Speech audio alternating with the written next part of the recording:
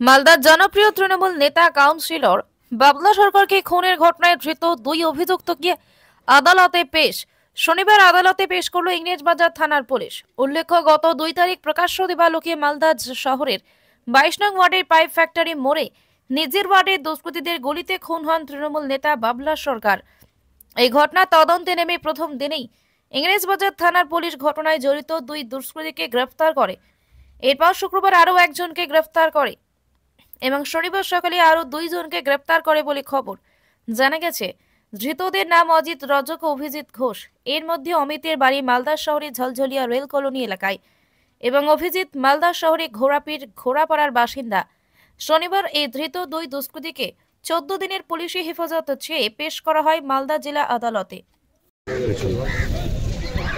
মনে হচ্ছে তো পুলিশ তো আসামি পেয়ে গেছে। সবচাইতে হচ্ছে বাবলা সরকার মালদা জেলার যারা সোশ্যাল ওয়ার্কের সাথে যুক্ত পাবলিক রিপ্রেজেন্টেটিভ হিসাবে একটা সুপরিচিত নাম এবং বলা চলে নিঃসন্দেহে ও he was not harmful but helpful person.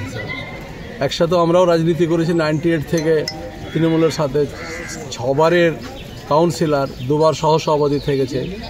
আমাদের সাথে আলাদা রাজনীতি করতে গেলেও হয়তো অনেক সময় সোশ্যাল ক্রাইসিস অনেক কিছু হলো, কথাবার্তা হতো।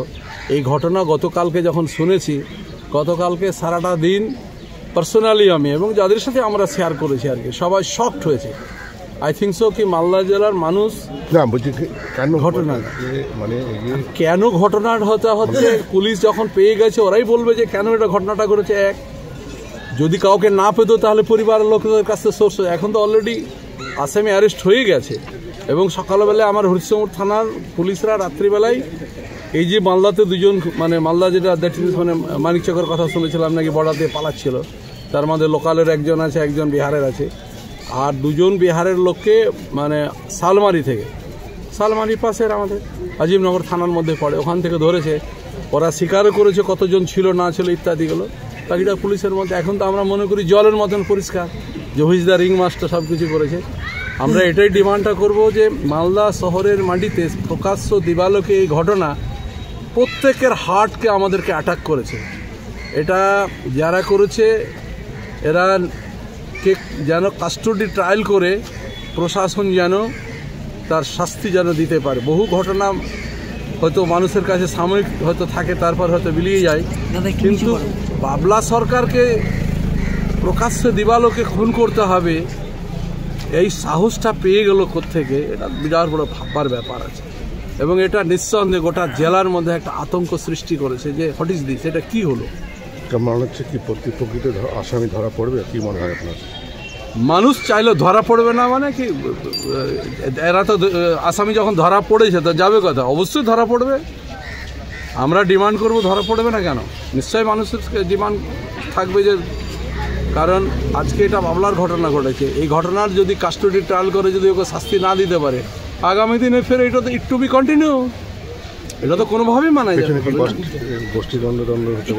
জানি না এখন ওটা ব্যাপারে আমি এখনই আগে বাড়িয়ে কথা বলতে চাইবো না, কারণ অলরেডি পুলিশ যখন পেয়ে গেছে তখন পুলিশই ঠিক করুক, এটা হলো কথা। এবং মুখ্যমন্ত্রীর তো স্টেটমেন্টও শুনছিলাম যে এই ঘটনার কেন হলো না হলো।